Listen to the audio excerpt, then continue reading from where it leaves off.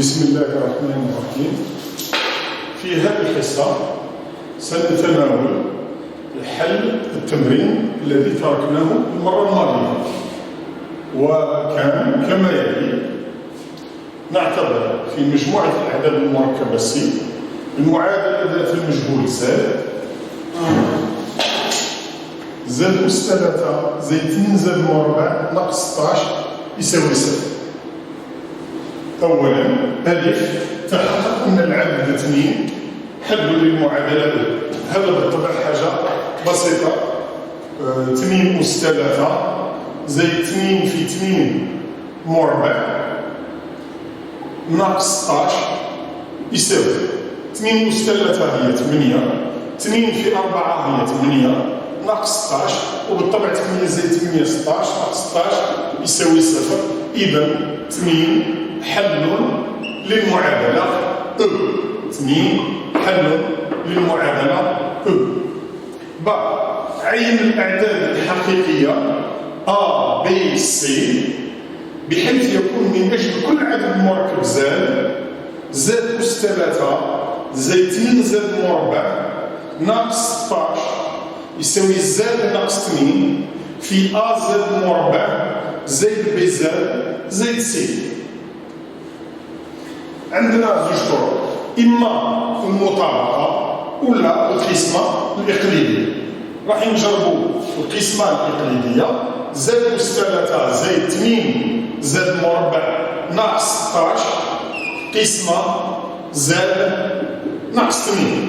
بالطبع زاد أس 3 على زاد مربع، إذا يصبح عندنا ناقص زاد أس 3 زاد مربع في زاد أس 3 نغير الإشارة، ناقص زاد أس 3 زاد مربع ناقص 2 ناقص 2 زاد مربع نغير الإشارة زائد 2 زاد مربع نجمعوا 0. 4 زاد مربع ناقص 16، 4 زاد مربع قسمة زائد 4 زائد 4 4 زاد في 4 زاد مربع نغير الإشارة، 4 زاد في ناقص 2 ناقص 8 نغير الإشارة زائد 8 نقسموا نجمعوا 0. 8 ناقص 16، 8 قسمة 8 في إذا ناقص 8 ناقص 8 في ناقص 2 ناقص 16 نغير الإشارة زائد 16. المجموع بالطبع 0. ونوجدوا باللي A يساوي 1 و B يساوي 4 و C يساوي 8. وهذا معناه أن زاد أس 3 زائد 2 زاد مربع ناقص 16 يساوي زاد ناقص 2 في زاد مربع زائد 4 زائد 8. هذا فيما يخص تحديد العبارة زاد أس 3 زائد 2 زاد مربع ناقص 16 اللي هي إذا تساوي زاد ناقص 2 في زاد مربع زائد 4 زائد 8. ج. حل في مجموعة الأعداد المركبة سي المعادلة أ. حل المعادلة. إذا عندنا زاد أس 3 زائد 2 زاد مربع ناقص 16 يساوي 0. معناه زاد ناقص 2 في زاد مربع زائد 4 زائد 8 يساوي 0. بالطبع إما زاد ناقص 2 يساوي 0، أي زاد يساوي 2، أو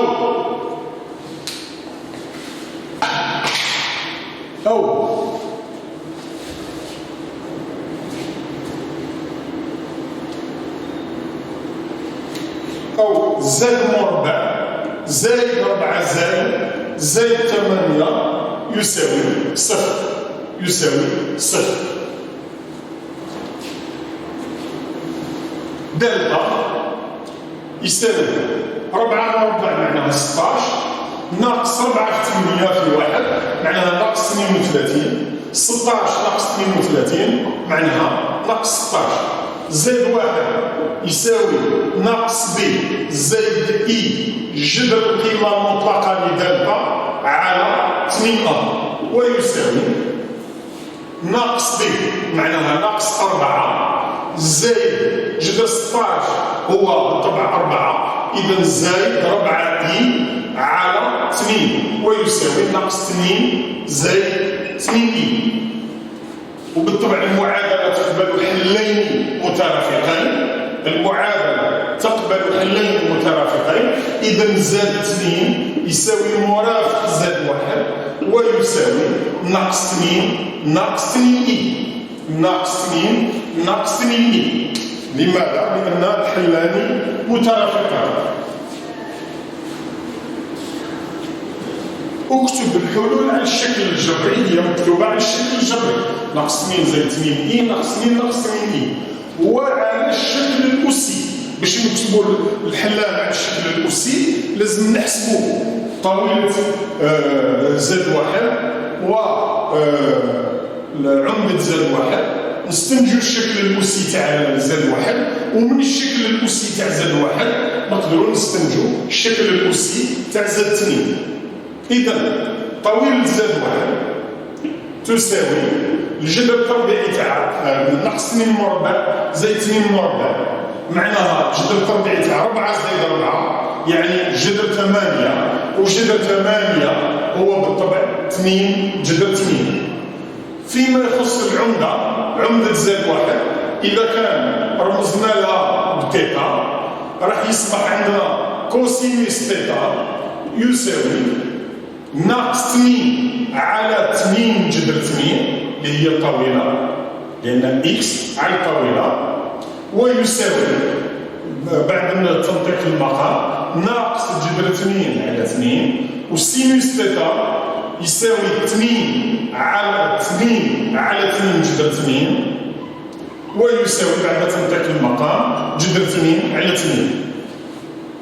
إذا نلاحظ أن الكوسينوس سالب والسينوس موجب رانا في الربع الثاني. في الربع الثاني الزوايا من الشكل بي ناقص ألفا، معناها بي ناقص بي على 4 ويساوي 3 بي على 4 ويساوي 3 بي على 4.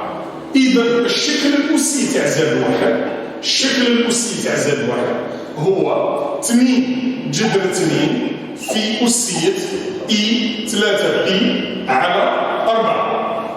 زاد 1 يساوي 2 جذر 2 في أسية إي 3 بي على 4. ثم نستنتج الشكل الأسي تاع زاد 2 بما أن زاد 2 هو مرافق زاد 1، إذا زاد 2 يساوي عندهم نفس الطاولة، زوج أعداد مترافقين عندهم نفس الطاولة و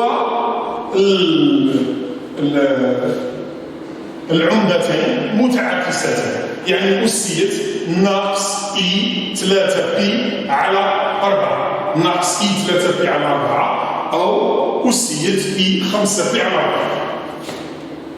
إذا الشكل الأسي تاع زاد 2 هو 2 جذر 2 أسية ناقص إي 3 بي على 4. الطاولة هي نفسها والعمدة هي ناقص العمدة الأولى. والآن نرجع إلى بقية التمرين.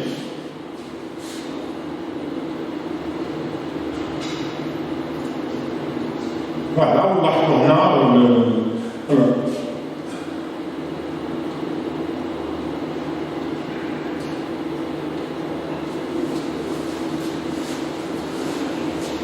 لاحظوا هنا الحل اللي كنا درناه هنا مع بعضنا هنا.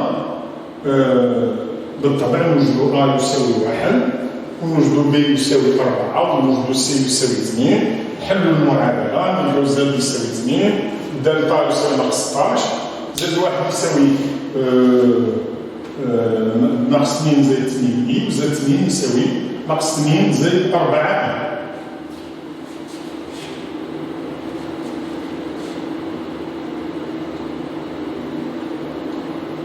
وشفنا الشكل الأسي.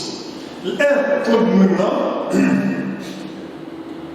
عين لاحقة سي لكي يكون الرباعي A B C D متوازي أضلاع. عين لاحقة النقطة C لكي يكون الرباعي A B C D متوازي أضلاع. لكي يكون الرباعي A B C D متوازي أضلاع يجب أن يكون AB يساوي DC. AB يساوي DC، وباش الشعاعان يكونوا متساويين لازم اللاحقتين تاعهم يكونوا متساويين. ما هي لاحقة الشعاع AB؟ هي زد بي ناقص زد A. ما هي لاحقة الشعاع دي سي؟ هي زد سي ناقص زد دي. لاحقة النهاية ناقص لاحقة البداية. زد بي عندنا، زد A عندنا، زد دي عندنا. إذا نقدروا نستنتجوا زد سي. زد سي يساوي زد بي ناقص زد A زائد زد بي زائد زد دي. إذا زد سي زد بي هو ناقص 2 زائد 8 إي، زد A هو ناقص 2. إذا ماذا بيا نتأكدوا من زد A.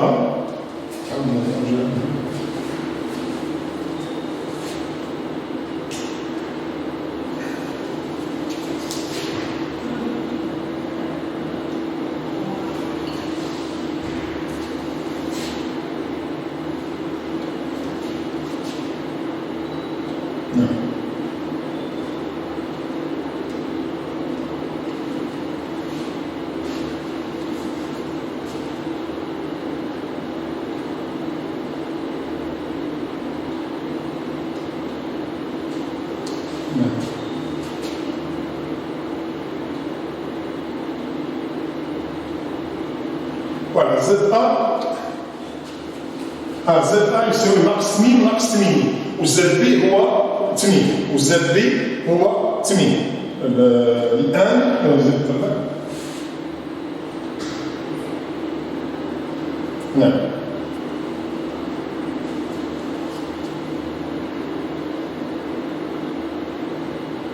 زد زد زد.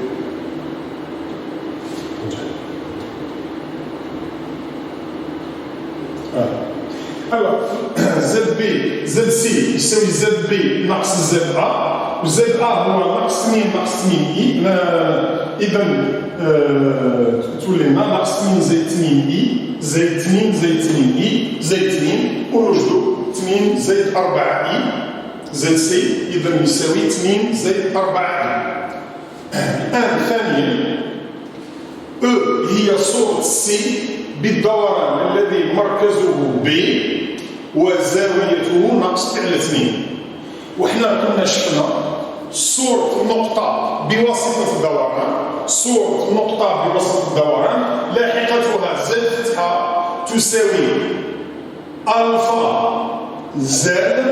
زائد بيتا الألفا. وكنا شفنا هذه الطريقة. والطريقة الثانية شفنا باللي تساوي ألفا في زد ناقص زد صفر زائد زد صفر، حيث زد هي لاحقة السابقة، زد صفر هي لاحقة المركز، وألفا هو أسية إي تيتا، هو أسية إي تيتا، وتيتا هنا هو ناقص فعل 2. إذا يساوي أسية ناقص إي فعل 2. وكنا شفنا بلي أسية ناقص إي فعل 2 هي ناقص إي، هي ناقص إي. إذا زد لأن هي صورة سي، زد يساوي ألفا اللي هو ناقص إي في زد سي اللي هو 2 زائد 4 إي، 2 زائد 4 إي. وبما أن المركز هو بي، إذا بي لاحقته هي 2، إذا ناقص 2 ويساوي بالطبع 6، ويساوي 6. أي زد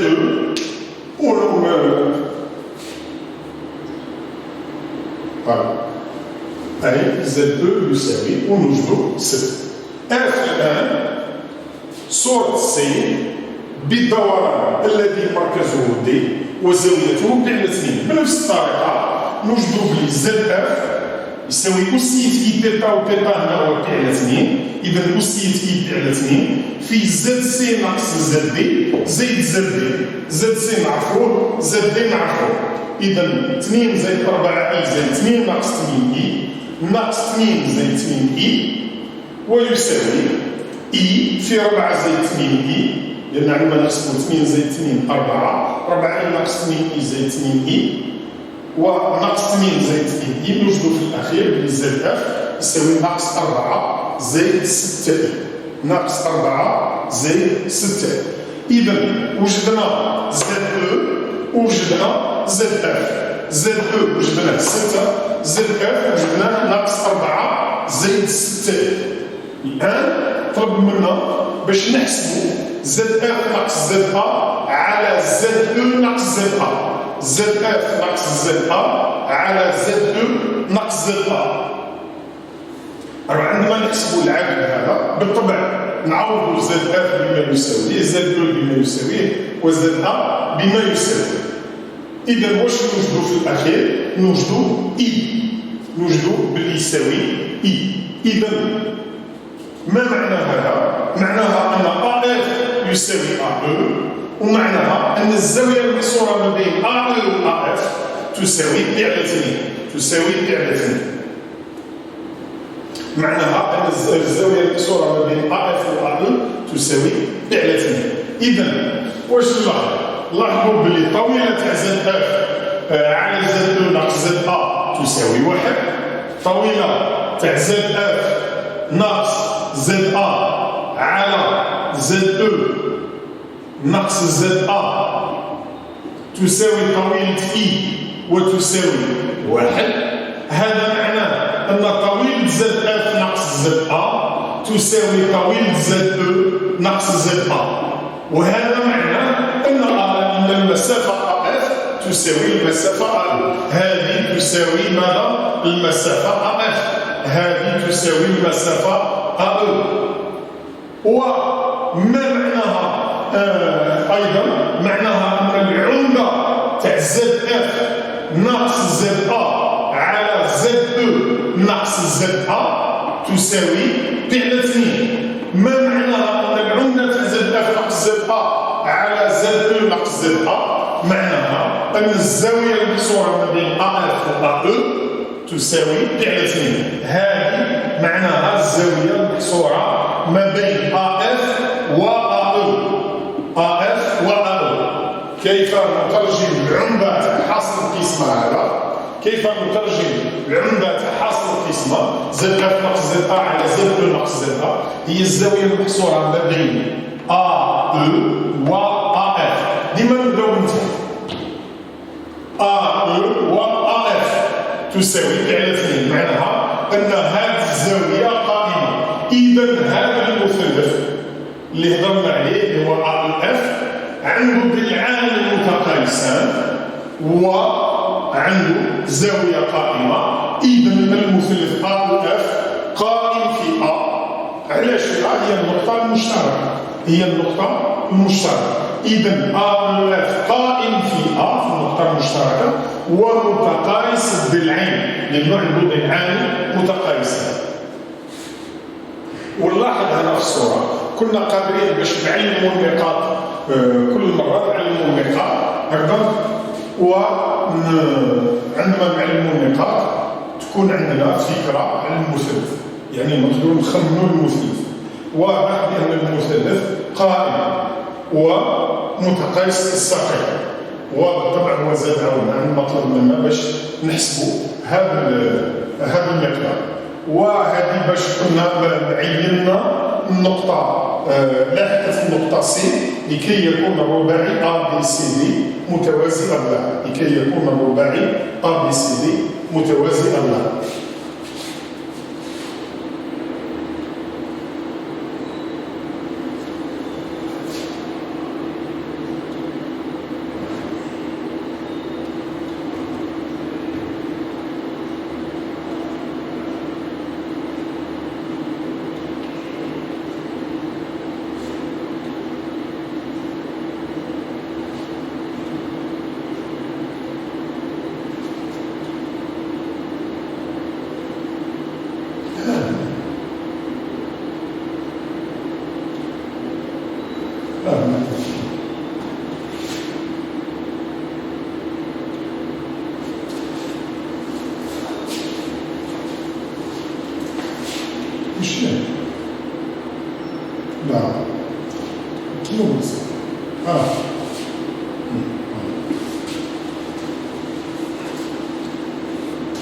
فوالا.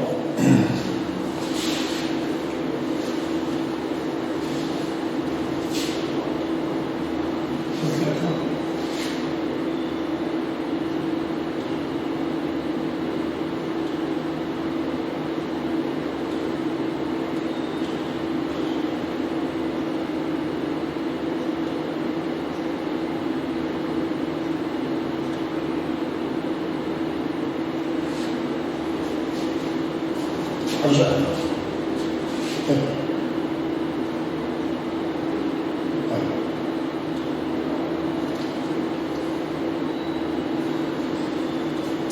الآن نأتي إلى التمرين الثالث. التمرين الثالث المستوى المركب منسوب إلى معلم. ما نباليش خلصنا التمرين، نعاود نشوفوا التمرين هذا الساعة نعاود تعليق فوق.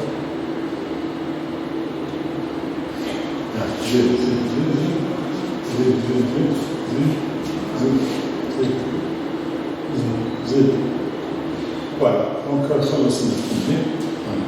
دونك نرجعوا للتمرين الثالث. اطلع. المستوي المركب منسوب إلى معلم متعامد ومتجانس. OIV الوحدة البيانية 1 سنتيمتر. نعتبر النقط A B C التي لواحقها على الترتيب ZA تساوي 2، ZB تساوي 1 زائد I جذر 3، ZC يساوي 1 ناقص I جذر 3. الجزء الأول: ألف، عين الشكل الأسي لكل من العددين ZB وZC. ب، علم النقط A B C. 2، عين طبيعة الرباعي OBAC. ثالثا، عين وأنشئ مجموعة النقط M من المستوي بحيث طويلة Z تساوي طويلة Z ناقص 2. راح نهتموا أولا بالجزء الأول. بالطبع الأسئلة الأولى في متناولكم، شوية تفكير بالطبع.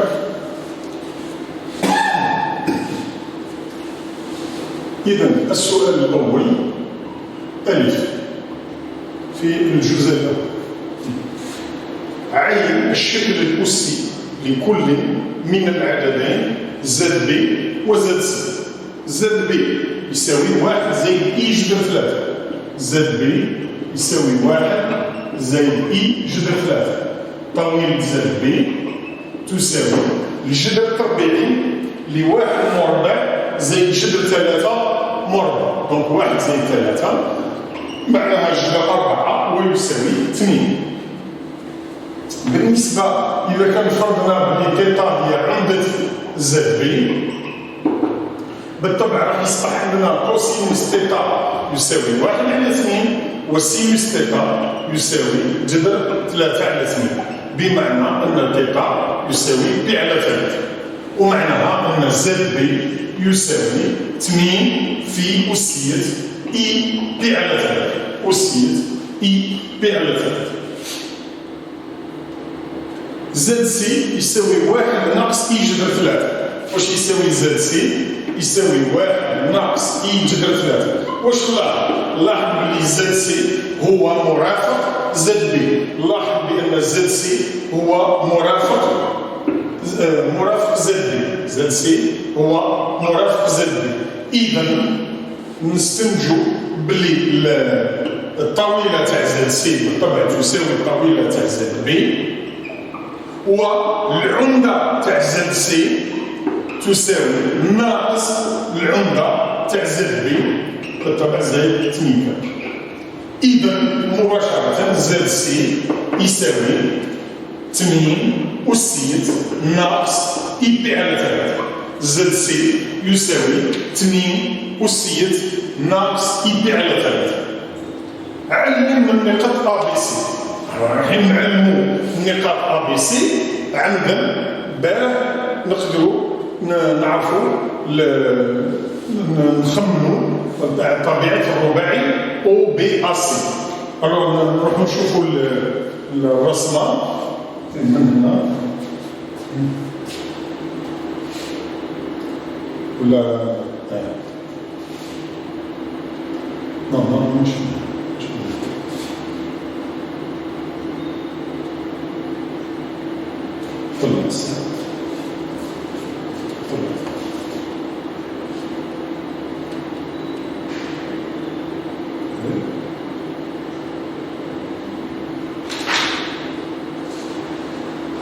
ورجع هنا زين طلع واحد زين هذا هو هذه الرسم ها الرباعي وبأصل منع المنقط. ربما هنا راح نتكلموا على كيفية تعليم النقاط، كيفية تعليم النقطة A B C. هنا راح يكون إنشاء. إذا كيف راح ندير؟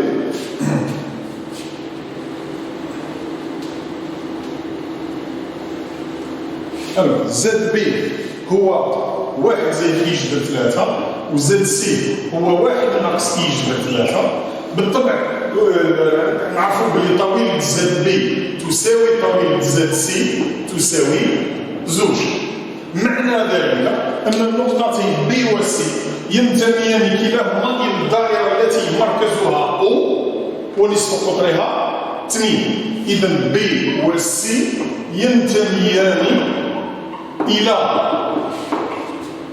الدائرة التي مركزها أو ونصف قطرها 2.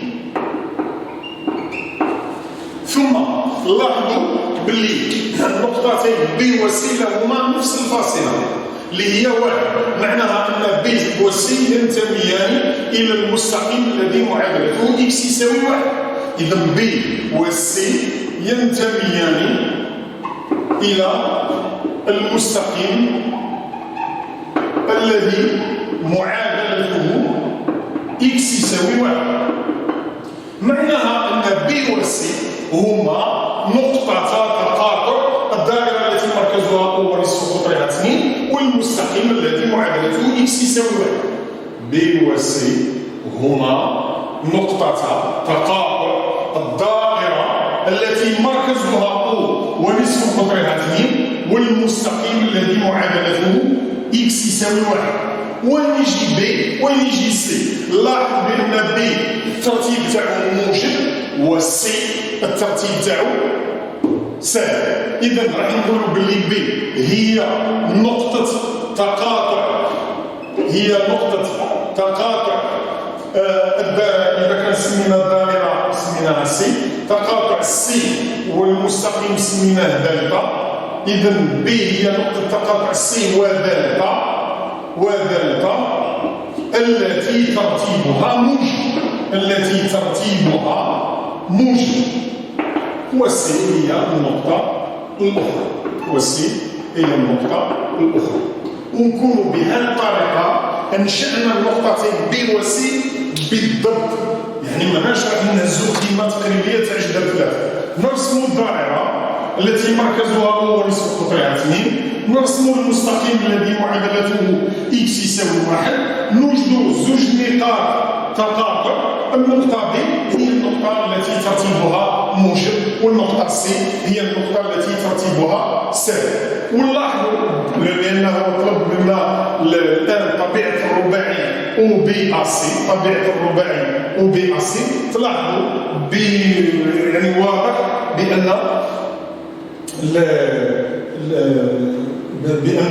هذا الرباعي هو معين. لماذا هو معين؟ نقدروا نحسبوا نبينوا باللي الشعاع بي A يساوي شعاع أو سي، هذا من جهة.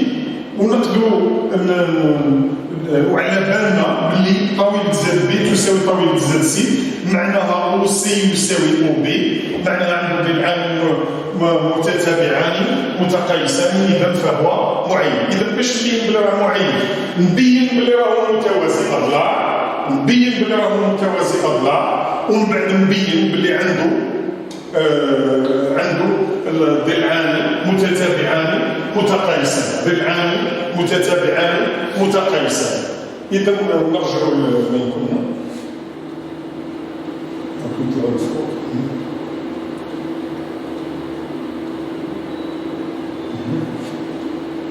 دونك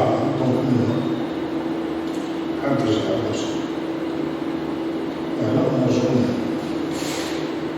نرجعو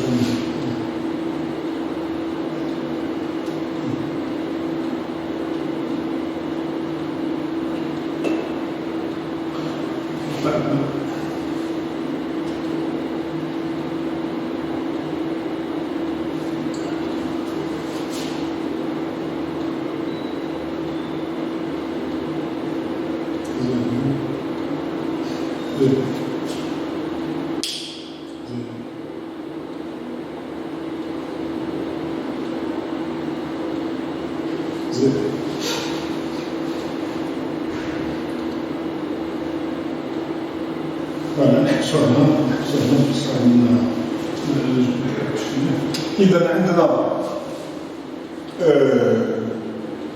الرباعي، عين طبيعة الرباعي أو بي أصل، دونك نحسبو زد بي ناقص زد أو اللي هو بالطبع يساوي زد بي ويساوي 1 زائد إي جذر 3 ونحسبو زد سي ناقص زد أو زد سي ناقص زد سي ناقص زد زد ناقص زد سي زد يساوي 2 ناقص زد سي معناها ناقص 1 ناقص إي جذر 3. بالطبع هذا يساوي 1 زائد إي جذر 3 راهم متساويين. إذا الرباعي أو بي أسي متوازي أضلاع، أو بي أسي متوازي أضلاع. كيف نبين أنه معين؟ الآن راح نعرفوا بلي طويلة زد بي تساوي طويلة زد سي، طويلة زد بي تساوي طويلة زد سي، معناها أن أو بي يساوي أو سي، يعني ضلعان متتابعان متقايسان. إذا أو بي أسي ما به معين اللي هو متوازي الأضلاع، اللي هو ضلعان متتابعان متقايسان. السؤال الثالث عين وأنشئ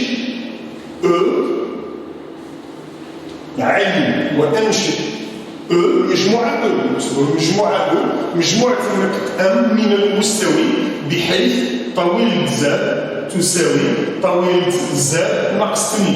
طويلة زاد هي بالطبع لاحقة النقطة أم. إذا لنا عين وأنشئ مجموعة نقط أم من المستوي، نقط أم ذات اللاحقة زاد، ذات اللاحقة زاد بحيث طويلة زاد تساوي طويلة زاد ناقص 2.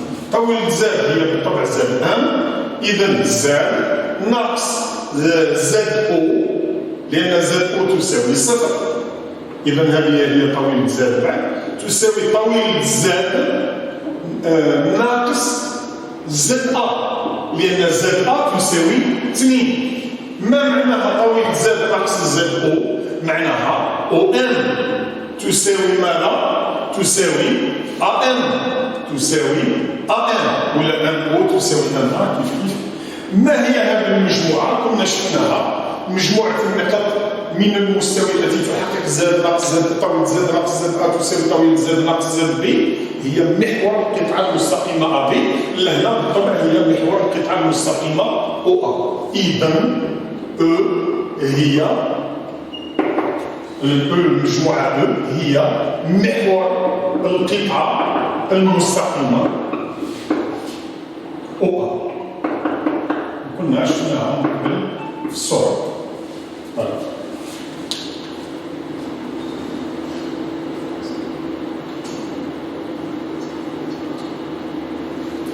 الجزء الثاني بكل نقطة أن ذات اللاحقة زد حيث زد لا يساوي زد أ نرفق النقطة ام فتحة ذات لاحقة زد فتحة المعرفة بزد فتحة تساوي ناقص 4 على زد ناقص 2 ألف. حل في مجموعة الأعداد المركبة سي المعادلة زد تساوي ناقص 4 على زد ناقص 2. حل في مجموعة الأعداد المركبة سي المعادلة زد تساوي ناقص 4 على زد ناقص 2. بالطبع زد لا يساوي 2. إذا حلوا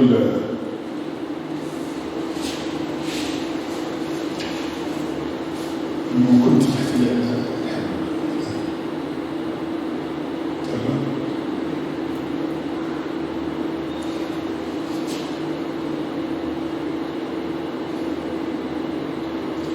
زين درك رجعنا كوبي الجزء الثاني أنا في الجزء الثاني سهل.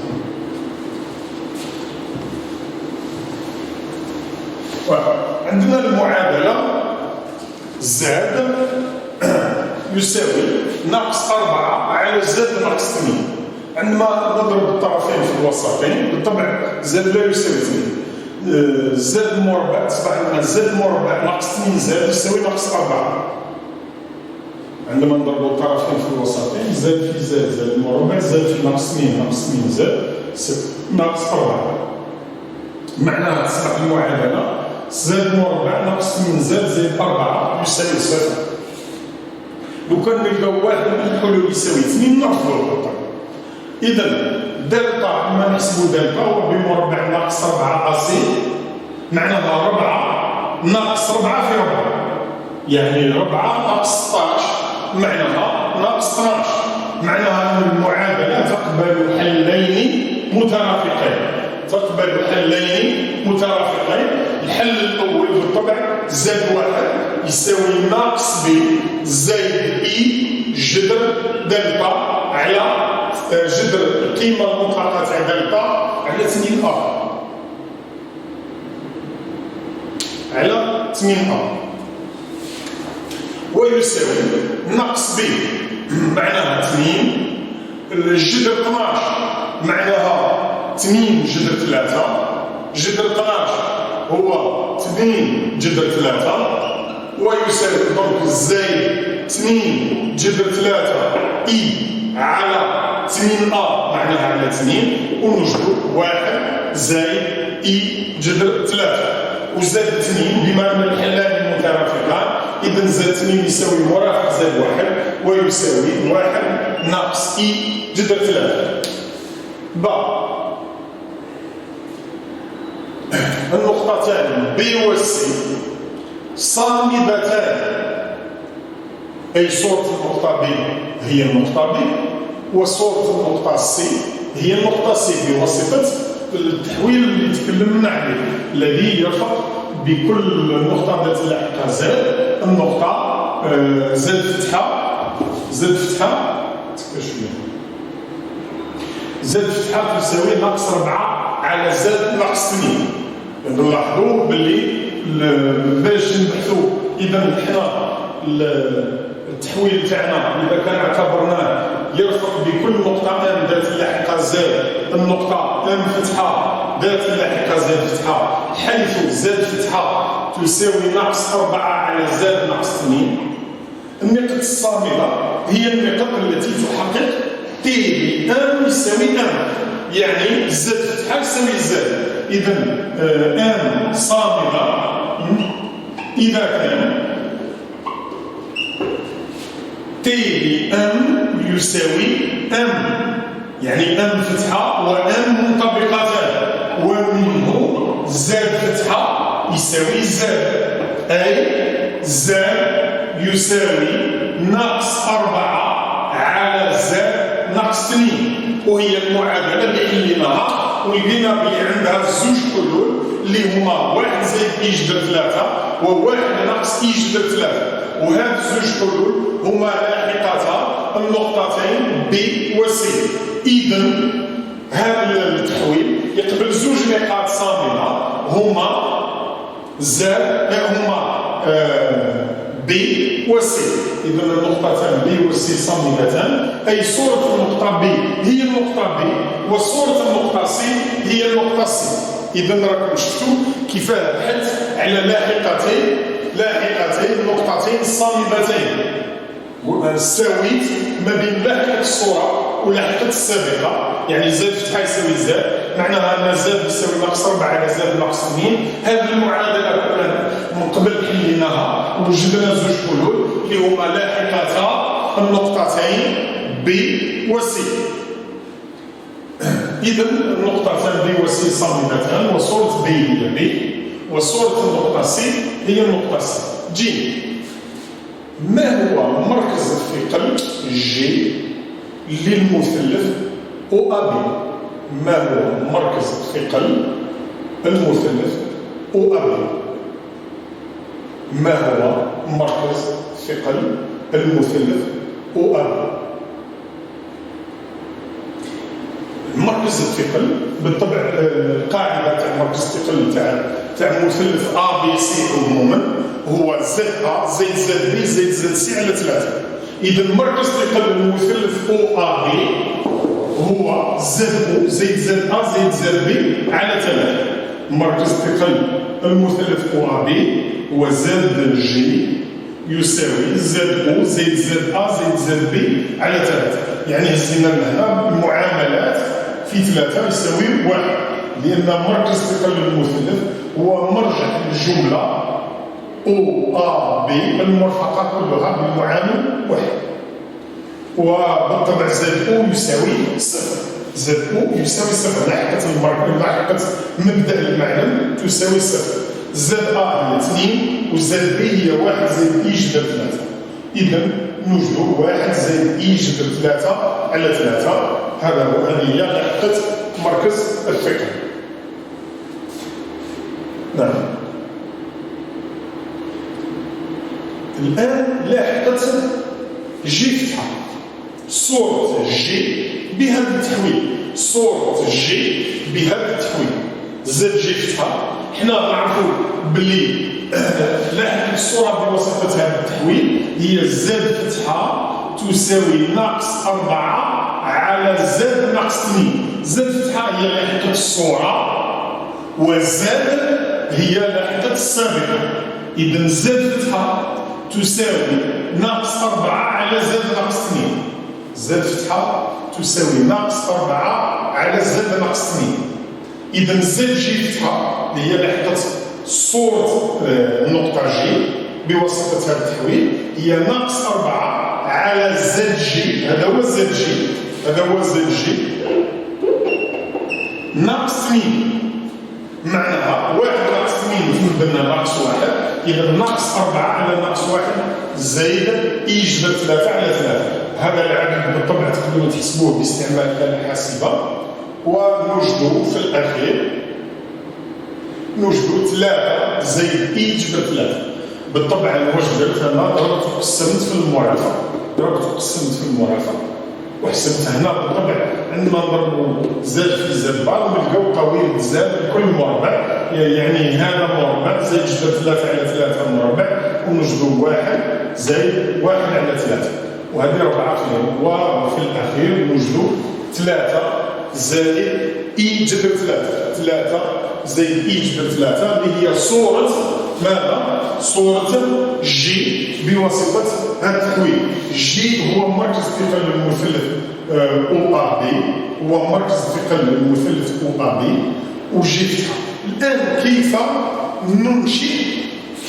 ننشئ النقطة جي فتحة؟ كيف ننشئ النقطة جي فتحة؟ جي فتحة تلاحظوا باللي هو والنقطة B عندهم نفس الترتيب، النقطة G فتحة والنقطة B لهما نفس الترتيب. معناها أن G فتحة ينتمي إلى ماذا؟ المستقيم العمودي على محور التراتيب، العمودي على محور التراتيب ويشمل B إذا عمودي على محور التراتيب ويشمل به جي فتحة ينتمي إلى هذا المستقيم وينتمي أيضا يعني جي فتحة وجي فتحة ينتمي إلى المستقيم الذي معادلته x يساوي 3 الذي معادلته x يساوي 3 معناها أن جي فتحة هي نقطة تقاطع المستقيم العمودي على محور التراتيب ويشمل جي والمستقيم الذي معادلته x يساوي 3 لأن هذه 3 x يساوي 3 المستقيم العمودي على محور التراتيب والذي يشمل b نقطة التقاطع بالطبع هي جي فتحة وبالتالي نرسم النقطة جي فتحة بالضبط يعني بطريقة إنشائية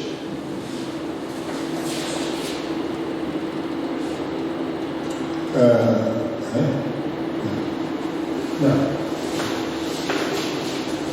زين خرج هذا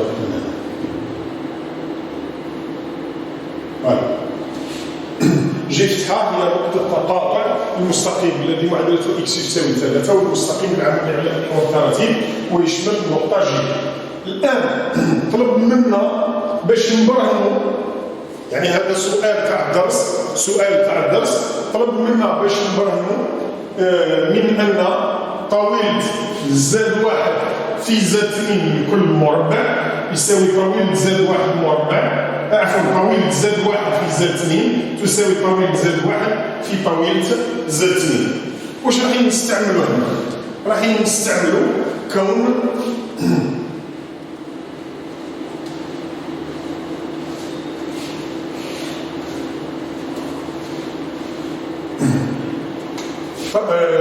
كون طويلة زاد تساوي ولا طويلة زاد مربع تساوي زاد في مرافق زاد. طويلة زاد مربع تساوي طويلة زاد في مرافق زاد. راح نستعملوها.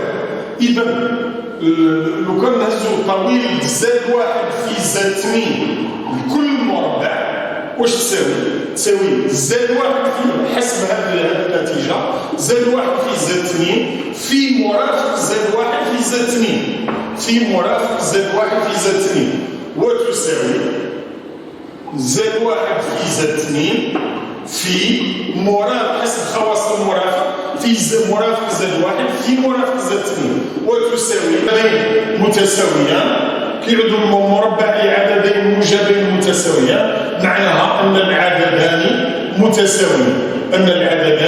متساويان إذا نستنتجوا بلي طويلة زاد واحد في زاد 2 تساوي طويلة زاد واحد في طويلة زاد 2. هذا فيما يخص هذا السؤال الأول.